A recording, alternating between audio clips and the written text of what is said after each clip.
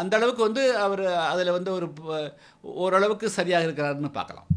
ஆக மொத்தம் தான் பிறந்த சமுதாயத்திற்கும் மாரி செல்வராஜ் உண்மையாக இல்லை, கதை ஆசிரியராகவும் உண்மையாக இல்லை என அழுத்தமாக தனது எதிர்ப்பை பதிவு செய்த கிருஷ்ணசாமி, அரசியல் உள்நோக்கமும் வணிக நோக்கமும் மாரி செல்வராஜுக்குள் புதைந்து கிடக்கிறது என்றார்.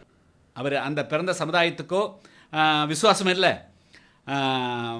அதே போல் உண்மையாக அவர் வந்து ஒரு கதையாசிரியராக ஒரு உண்மையாகவும் இல்லை. அவர் புதிய தமிழகம் அமைத்து கொடுத்த விடுதலையை, சுதந்திரத்தை, அடையாளத்தை பிடுங்கி அதை அழித்து வேறொருவருக்கு தளமமைத்து கொடுக்கணுங்கிறது தான் அவங்களுடைய உண்மையான நோக்கமாக இருக்குது.